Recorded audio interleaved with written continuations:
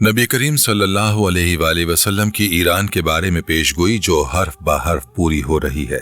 क्या आपने कभी सोचा है कि आज से 1400 साल पहले की गई पेशगोई आज भी हर्फ ब हर्फ पूरी होती नजर आएगी? क्या आप तसव्वुर कर सकते हैं कि जिस वक्त दुनिया पर रोम और फारस जैसी अजीम सल्तनतों का राज था, उस वक्त एक शख्स ने ऐसी बातें कही जिन्हें सुनकर कोई यकीन नहीं कर सकता था, लेकिन आज वही अल्फाज वक्त के आईने में हकीकत बनकर सामने आ चुके हैं। आज हम बात करेंगे हुजूर नबी अलैहिस्सलातु वस्सलाम की ईरान के बारे में की गई उस हैरान कुन पेशगोई की जो लफ्ज ब लफ्ज सच साबित हुई, और ये कोई मामूली बात नहीं, ये अल्लाह के आखिरी नबी सल्लल्लाहु अलैहि वसल्लम की सदाकत का एक रोशन सबूत है। ईरान जो कदीम ज़माने में फारस के नाम से जाना जाता था, दुनिया की सबसे बड़ी और ताकतवर सल्तनत थी। उसकी अजमत और शान का मुकाबला कोई भी सल्तनत नहीं कर सकती थी और उसे शिकस्त देना नामुमकिन समझा जाता था। फारस की अजमत और शान का डंका पूरी दुनिया में बजता था। उसकी फौजें इतनी ताकतवर थीं कि उन्होंने रोमी सल्तनत को भी कई बार ज़ेर किया।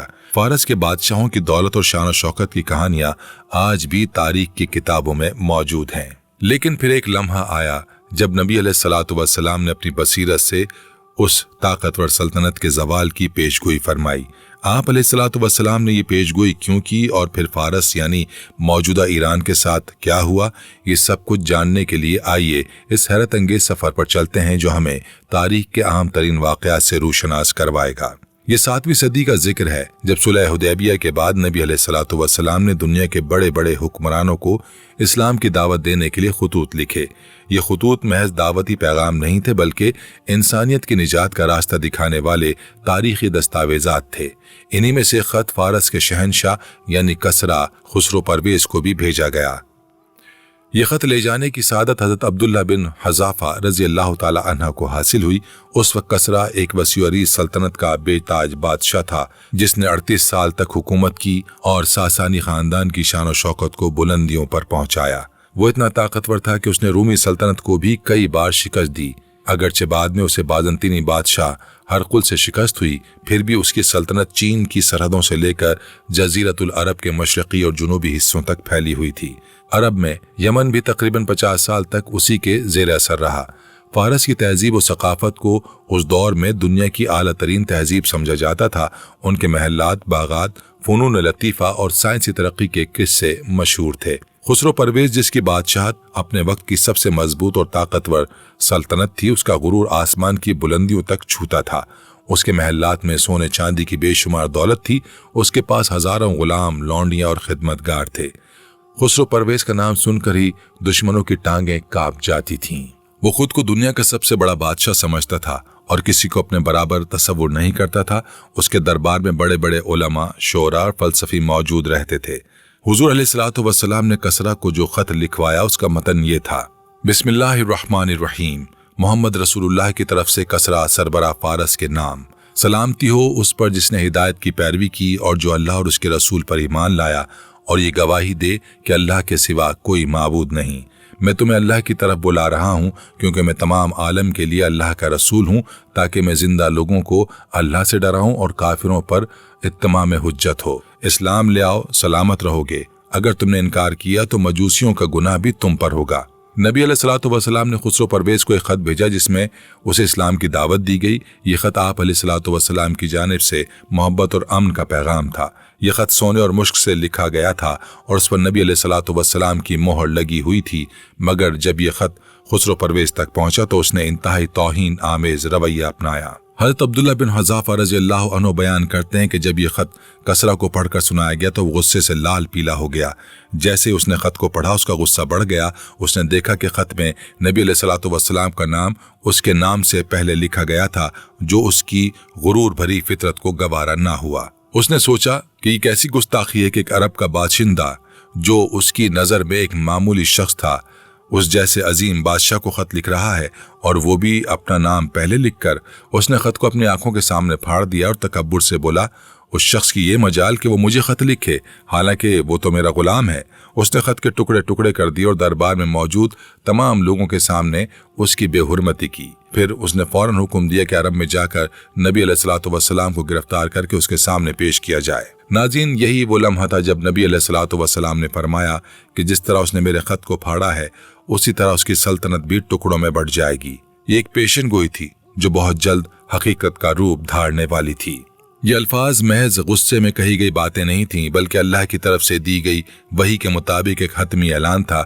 जब हज़रत अब्दुल्लाह बिन हज़ाफ़ा रज़ियल्लाहु अन्हु ने मदीना वापस आकर ये वाक़या हुज़ूर अलैहिस्सलातु वस्सलाम को सुनाया तो ताजदार कायनात सल्लल्लाहु अलैहि वसल्लम ने उसी वक्त बद्दुआ फरमाई, खुदा करे वो भी टुकड़े टुकड़े हो जाए। ये बद्दुआ अल्लाह की बारगाह में कबूल हुई और बहुत जल्द उसका असर जाहिर होने लगा। लेकिन बात यहाँ खत्म नहीं हुई।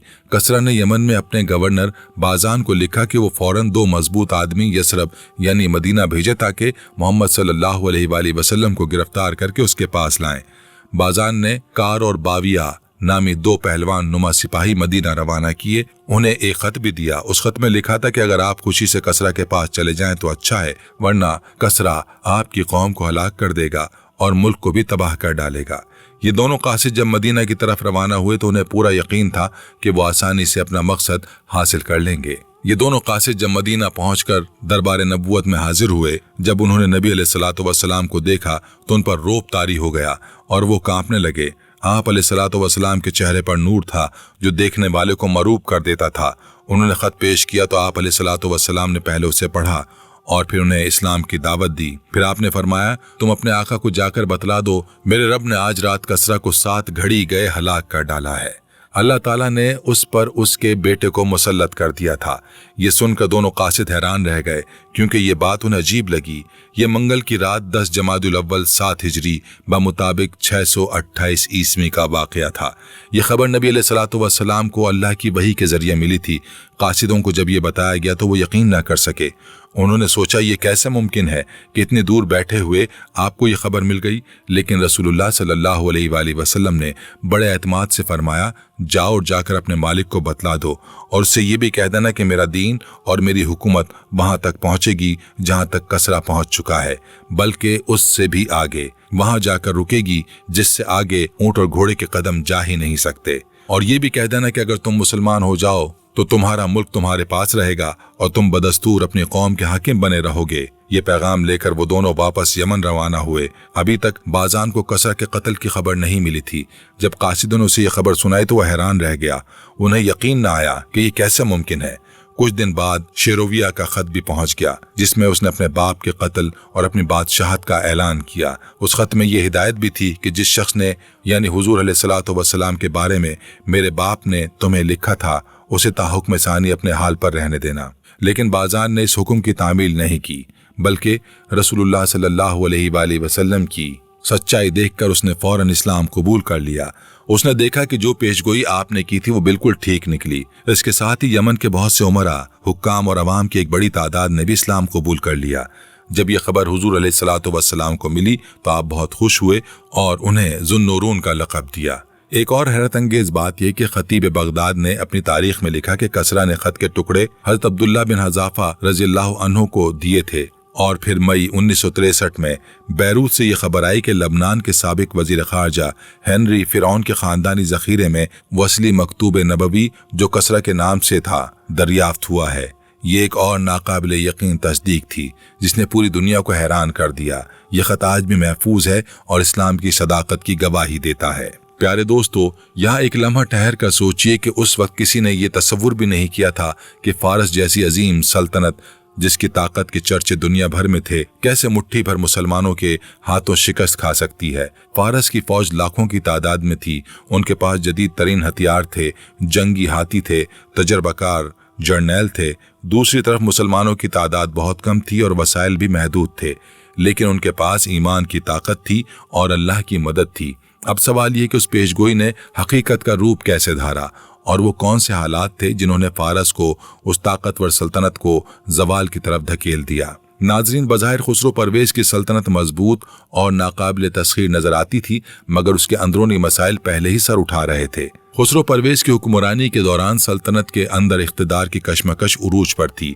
दरबार में साजिशें हो रही थीं, उमरा आपस में लड़ रहे थे, अवाम में बेचैनी थी, टैक्सों की ज्यादती से लोग परेशान थे। ताकत के लालच में उसके बेटे शेरोविया ने अपने ही 18 भाइयों को कत्ल करके इख्तिदार पर कब्जा कर लिया और खुसरो परवेज को कैद कर दिया। ये वाकया फारस की तारीख में एक सियाह बाब था। कुछ ही अरसे बाद खुसरो परवेज कैद में इंतकाल कर गया। कहा जाता है कि उसे कैद में भूखा प्यासा रखा और तशद्दुद का निशाना बनाया गया। मगर उसके बेटे शिरोविया की किस्मत ज्यादा देर वफा न कर सकी और वो भी बीमारी का शिकार होकर महज 6 माह बाद मर गया। उसके बाद फारस की हुक्मरानी एक के बाद एक कई हुक्मरानों ने संभाली, मगर कोई भी ज्यादा अरसे तक हुकूमत ना कर सका। तारीख बताती है कि अगले 4 सालों में फारस में 10 से ज्यादा बादशाह बदले। कोई चंद महीने तो कोई चंद दिन ही हुक्मरान रहा। शाही खानदान की बर्बादी और दाखिली साजिशों की वजह से सल्तनत अंदर से कमजोर होती गई। दरबारियों और हुकूमती अहदेदारों के दरमियान इख्तिलाफात ने सल्तनत को मजीद जवाल पजीर कर दिया। फौज में बगावतें होने लगीं, सूबे मराकिज से अलग होने लगे, खजाना खाली हो गया। लिहाजा यहाँ से एक और दिलचस्प मोड़ का आगाज हुआ। फारस की उस दाखिली कशमकश का फायदा उठाते हुए इर्द गिर्द के इलाके के कबाइल और दुश्मन फौरन हरकत में आ गए। उन्होंने सल्तनत की कमजोरी का फायदा उठाया और हमले शुरू कर दिए। रोमियो ने भी मौका देखकर हमले किए और अपने खोए हुए इलाके वापस लेने शुरू कर दिए। उस दौरान मुसलमानों की क़यादत ने भी इन हालात को बगौर देखा और अपनी जंग हिकमत अमली तरतीब दी। ये दौर मुसलमानों की ज़बरदस्त हिकमत अमली और अल्लाह पर पुख्ता यकीन का दौर था। मुसलमान अपनी कलील तादाद और महदूद वसाइल के बावजूद अल्लाह पर भरोसा करके आगे बढ़ रहे थे। हुजूर नबी अलैहिस्सलातु वस्सलाम के विसाल के बाद हज़रत अबू बकर सिद्दीक रज़ी अल्लाह तआला अन्हु के दौरे खिलाफत में इस्लामी सल्तनत ने बैरूनी फतूहात का आगाज़ किया। इसी सिलसिले की सबसे बड़ी मुहिम ईरान के खिलाफ थी। ईरान अंदरूनी खल्फशार का शिकार था, जबकि मुसलमान जजीरतुल अरब में मुत्तहिद हो चुके थे। हज़रत अबू बकर सिद्दीक रज़ी अल्लाह अन्हु ने फारस के ज़ेर असर इराक पर हमला करने का फैसला किया। हज़रत अबू बकर सिद्दीक रज़ी अल्लाह अन्हु के दौरे खिलाफत में मुसलमानों ने पहली बार फारस की सरहदों की तरफ तवज्जो दी। उस वक्त मुसलमानों के सबसे बड़े सिपहसालार हज़रत खालिद बिन वलीद रज़ी अल्लाह ताला अन्हु थे, जिन्हें नबी करीम सल्लल्लाहु अलैहि वसल्लम ने सैफुल्लाह यानी अल्लाह की तलवार का लक़ब दिया था। हज़रत खालिद बिन वलीद रज़ी अल्लाह ताला अन्हु इस्लामी तारीख के अजीम तरीन जर्नैल थे, जिन्होंने अपनी ज़िंदगी में 100 से ज़्यादा जंगें लड़ीं और कभी शिकस्त नहीं खाई। हज़रत खालिद बिन वलीद ने अपनी क़यादत में फ़ारस की सरहदों पर मुहिम्मात का आगाज़ किया। उनकी जंगी हिकमत अमली निहायत हैरत अंगेज़ और मौसर होती थी। वो एक ऐसे सिपह सालार थे जो निहायत फुर्ती और जहानत से अपनी फ़ौज की रहनुमाई करते थे। वो रात की तारीकी में हमले करते, दुश्मन को हैरान कर देते और बड़ी चालाकी से फतह हासिल करते। उनकी सबसे पहली बड़ी कामयाबी काज़मा के इलाके की फतह थी, जो उस वक्त फ़ारस का हिस्सा था। उस फतह ने फ़ारस की सल्तनत को खबरदार कर दिया कि मुसलमान कोई आम मुखालिफ नहीं है, बल्कि उनके हौसले और जंगी हिकमत अमली बेमिसाल है। हज़रत खालिद बिन वलीद की क़यादत में मुसलमानों ने सिर्फ 1 साल के अंदर 11 बड़ी जंगों में कामयाबियां हासिल की।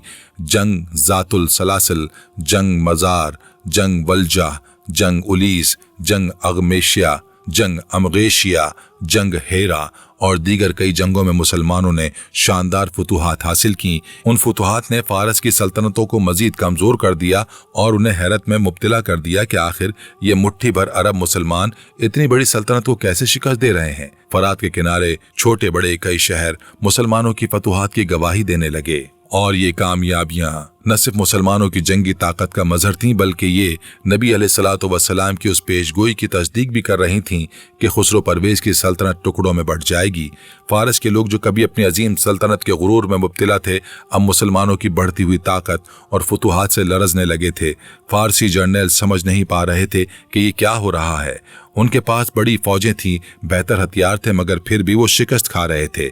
इसकी वजह ये थी कि मुसलमानों के पास ईमान की ताकत थी, वो अल्लाह की राह में लड़ रहे थे और शहादत को खुशामदीद कहते थे। दूसरी तरफ मुसलमानों की फतूहात का सिलसिला जारी था और अब वक्त आ गया था कि उस बड़ी और फैसला कुन जंग का, जिसे तारीख में जंग कादसिया के नाम से जाना जाता है। दोस्तों, ये वो जंग थी जिसने फारस की उस अजीम उस शान सल्तनत को घुटनों पर ला खड़ा किया। हज़रत उमर फारूक रज़ी अल्लाह अन्हु की खिलाफत के दौर में मुसलमानों ने फैसला किया कि फ़ारस के दारुल हुकूमत मदाइन को फतह करने के लिए बड़ा कदम उठाया जाए। उस मुहिम की क़यादत हज़रत साद बिन अबी वक़ास रज़ी अल्लाह अन्हु को सौंपी गई, जो एक माहिर जंगी कायद और निडर सिपह सालार थे। حضرت سعد بن وقاص رضی اللہ عنہ عشرہ مبشرہ میں سے تھے اور نبی علیہ الصلوۃ والسلام کی خاص دعاؤں سے نوازے گئے تھے۔ قادسیہ کا میدان وہ مقام تھا جہاں مسلمان اور فارس کی فوجیں آمنے سامنے ہوئیں۔ فارسی فوج کی تعداد 1,20,000 تھی جبکہ مسلمانوں کی تعداد صرف 30,000 تھی۔ فوج کی تعداد مسلمانوں سے زیادہ تھی اور فارس کی فوج میں جنگی ہاتھیوں کا استعمال بھی کیا جا رہا تھا جو اس وقت ایک خوفناک ہتھیار تصور کیے جاتے تھے۔ فارسیوں کے پاس 33 جنگی ہاتھی تھے جن پر لوہے کے ذرہ بختر پہنائے گئے تھے۔ فارسی فوج کی قیادت رستم فرخ زادہ کر رہا تھا جو ایک تجربہ کار جرنیل تھا۔ پیارے دوستو، جنگ کے آغاز میں فارسی فوج نے اپنے ہاتھیوں کے ذریعے مسلمانوں پر شدید حملہ کیا جس سے مسلمانوں کی صفوں میں افراتفری مچ گئی۔ ہاتھیوں کو دیکھ کر مسلمانوں کے گھوڑے بدک گئے اور فوج میں بے چینی پھیل گئی، لیکن یہی وہ لمحہ تھا جب مسلمانوں کے غیر متزلزل ایمان اور قیادت نے انہیں سنبھال دیا۔ حضرت سعد بن ابی وقاص رضی اللہ تعالی عنہ نے فوج کو تسلی دی اور حوصلہ بڑھایا۔ مسلمان سپاہیوں نے اپنی جانوں کی پرواہ نہ کرتے ہوئے ہاتھیوں پر حملے کیے۔ انہوں نے ہاتھیوں کی سونڈیں کاٹ ڈالیں، ان کی آنکھوں میں تیر مارے اور بالآخر انہیں قابو کر لیا۔ اس موقع پر مسلمانوں نے پوری طاقت کے ساتھ حملہ کیا اور فیصلہ کن طور پر جنگ کا پاسا پلٹ دیا۔ جنگ 4 دن تک جاری رہی، ہر دن سخت لڑائی ہوئی۔ چوتھے دن جب رستم کو قتل کر دیا گیا تو فارسی فوج کا حوصلہ ٹوٹ گیا اور وہ بھاگنے لگا۔ مسلمانوں نے نہ صرف میدان جنگ کو فتح کر لیا بلکہ فارس کی اس عظیم سلطنت کا زوال بھی یقینی بنا دیا۔ جنگ قادسیہ کے بعد مسلمانوں نے مدائن کو فتح کیا جو فارس کا دارالحکومت تھا۔ جنگ ذات السلاسل، جنگ الیس اور ہیرا کی فتح مسلمانوں کی ابتدائی فتوحات تھیں۔ پھر خلیفہ دوم حضرت عمر فاروق رضی اللہ عنہ کے دور میں جنگ قادسیہ لڑی گئی۔ یہ ایک فیصلہ کن معرکہ تھا، ایک طرف طاقتور ایرانی فوج اور دوسری طرف 30,000 مسلمان مجاہدین۔ حضرت سعد بن ابی وقاص رضی اللہ تعالیٰ عنہ کی قیادت میں مسلمانوں نے ایسی شجاعت دکھائی کہ ایرانی فوج بھاگنے پر مجبور ہو گئی۔ بالآخر ایرانی سپہ سالار رستم کو نہر میں گرا کر ہلاک کر دیا گیا۔ جنگ قادسیہ کے بعد ایران مکمل طور پر اسلامی حکومت کے تحت آ گیا۔ پھر جنگ نہامد لڑی گئی جسے فتح الفتوح کہا جاتا ہے۔ اس جنگ نے فارسی طاقت کو مکمل طور پر ختم کر دیا۔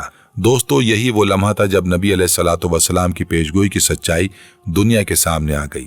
خسرو پرویز کی سلطنت جس نے نبی علیہ الصلوۃ والسلام کے خط کو پھاڑنے کی جرت کی تھی ٹکڑوں میں بٹ چکی تھی اور مسلمانوں نے اللہ کی نصرت سے ایک بڑی فتح حاصل کی۔ اور اس عظیم فتح کی داستان ہمیں یاد دلاتی ہے کہ ایمان کی طاقت اور سچی قیادت ناممکن کو ممکن بنا سکتی ہے۔ فارس کی وہ عظیم سلطنت جو صدیوں سے دنیا پر چھائی ہوئی تھی چند سالوں میں ختم ہو گئی۔ ناظرین، آج 1400 سال بعد ہم دیکھ سکتے ہیں کہ کس طرح حضور علیہ الصلوۃ والسلام کی یہ پیشگوئی کہ یہ ٹکڑے ٹکڑے ہو جائے گا اور میرا دین اس کی سلطنت سے بھی آگے پھیل جائے گا، حرف بحرف سچ ثابت ہوئی۔ یہ اسلام کی صداقت اور نبوت محمدی کی ایک روشن دلیل ہے۔ آج اسلام دنیا کے ہر خطے میں پھیل چکا ہے۔ فارس کی وہ سلطنت جو چین سے لے کر عرب تک پھیلی تھی ختم ہو گئی، لیکن اسلام آج بھی زندہ ہے اور قیامت تک زندہ رہے گا۔ لیکن کہانی یہی ختم نہیں ہوتی۔ آج کے دور میں فروری 2026 میں ہم دیکھ رہے ہیں کہ ایران میں ایک بار پھر وہ حالات پیدا ہو رہے ہیں جن کا ذکر نبی علیہ الصلوۃ والسلام نے قیامت کی نشانیوں میں فرمایا تھا۔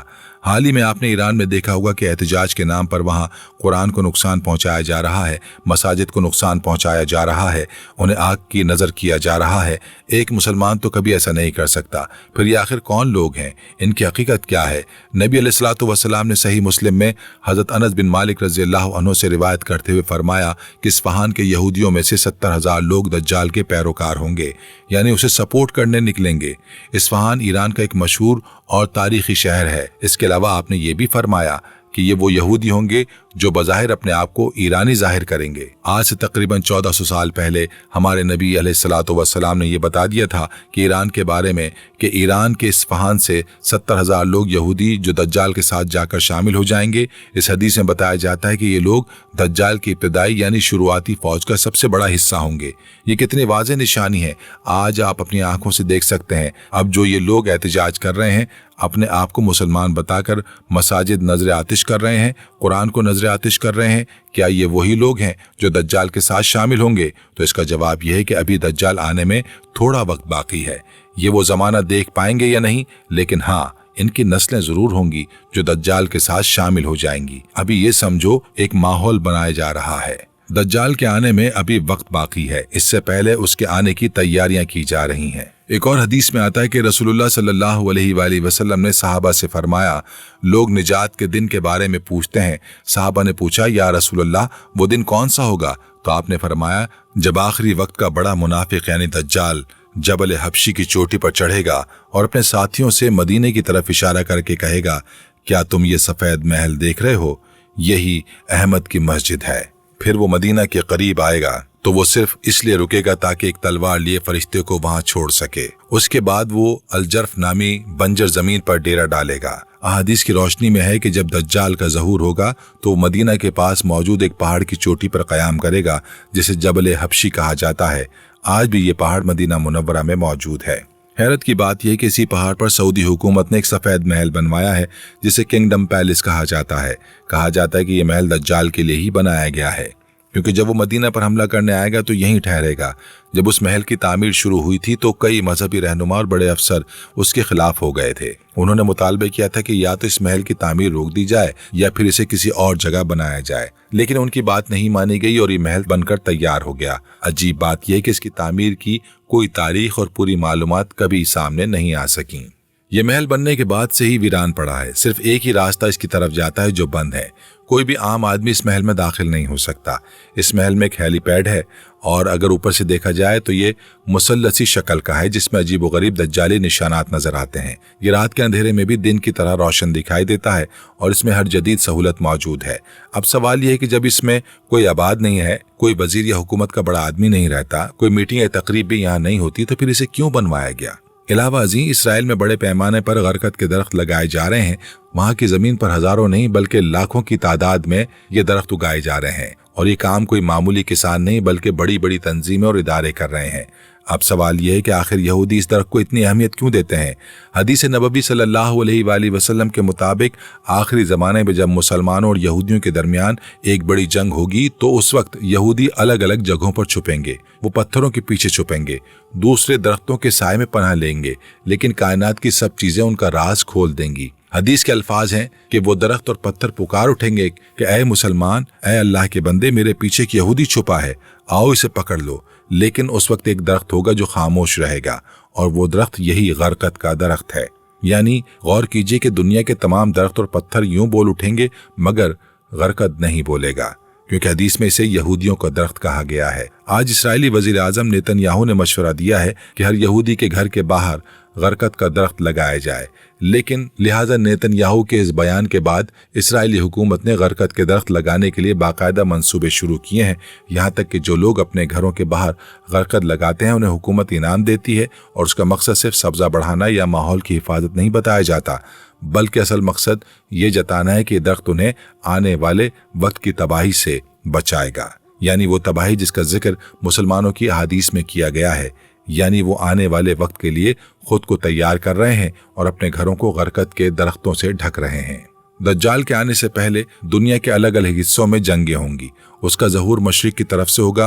वो बड़ी तेजी से दुनिया घूमेगा, हर जगह तबाही मचाएगा, मगर मक्का और मदीना में दाखिल नहीं हो पाएगा। अहादीस में दज्जाल को गंदुमी रंग, मजबूत और ताकतवर नौजवान बताया गया है। उसका सीना चौड़ा होगा, बाल घुंघरियाले होंगे, उसकी पेशानी पर कुछ अल्फाज साफ लिखे होंगे। वो एक आंख से अंधा होगा। शुरू में वो नबूवत का दावा करेगा, फिर खुदा होने का दावा करेगा। वो अल्लाह की इजाज़त से मुर्दों को जिंदा करके लोगों से कहेगा कि मैं ही खुदा हूँ, मेरी इबादत करो। आखिर में हज़रत ईसा अलैहिस्सलाम का ज़हूर होगा। वो दज्जाल को बाबे लुद नामी जगह पर कत्ल कर देंगे। इसी तरह इस बड़े फितने का खात्मा हो जाएगा। ये सब कुछ हमें एक बहुत बड़ी हकीकत की तरफ इशारा करता है कि इस्लाम की निशानियाँ वक्त गुजरने के साथ साथ एक एक करके पूरी हो रही हैं। हमें चाहिए कि इन बातों को सिर्फ एक कहानी या इत्तफाक ना समझें, बल्कि अपने ईमान को मजबूत करने का जरिया बनाएं, क्योंकि जो बातें रसूलुल्लाह सल्लल्लाहु अलैहि वसल्लम ने सदियों पहले बयान कर दी थीं वो आज हकीकत के रूप में दुनिया के सामने आ रही हैं। प्यारे दोस्तों, ये सब कुछ हमें याद दिलाता है कि नबी अलैहिस्सलातु वस्सलाम की पेशगोइयाँ महज अल्फाज नहीं थे, बल्कि अल्लाह की तरफ से दी गई वही थे जो एक एक करके पूरी हो रही हैं। खुसरो परवेज की सल्तनत का टुकड़े टुकड़े होना, फारस की फतह, इस्लाम का फैलाव और आज के दौर में ईरान में होने वाले वाक़यात, ये सब इस बात की गवाही देते हैं कि आप अलैहिस्सलातु वस्सलाम अल्लाह के सच्चे रसूल थे। हमें चाहिए कि हम अपने ईमान को मजबूत करें, अल्लाह के अहकामात पर अमल करें और नबी अलैहिस्सलातु वस्सलाम की सुन्नत को अपनाएं, क्योंकि जो कुछ हो रहा है, जो कुछ होने वाला है, ये सब अल्लाह की मशीयत के तहत है और नबी अलैहिस्सलातु वस्सलाम ने हमें इससे आगाह कर दिया है। یہ تاریخ ہمیں سبق دیتی ہے کہ غرور اور تکبر کا انجام کیا ہوتا ہے اور ایمان کی سچائی کی طاقت کتنی عظیم ہے۔ آج بھی دنیا میں کئی طاقتیں ایسی ہیں جو اسلام کے خلاف سازشیں کر رہی ہیں، لیکن تاریخ گواہ ہے کہ حق کی فتح یقینی ہے۔ اللہ تعالیٰ نے فرمایا، جس کا ترجمہ ہے یعنی وہ چاہتے ہیں کہ اللہ کے نور کو اپنے منہ کی پھونکوں سے بجھا دیں، اور اللہ اپنے نور کو مکمل کرنے والا ہے، چاہے کافروں کو کتنا ہی ناگوار گزرے۔ اللہ ہم سب کو سیدھے راستے پر چلنے کی توفیق عطا فرمائے اور ہمیں فتنوں سے محفوظ رکھے۔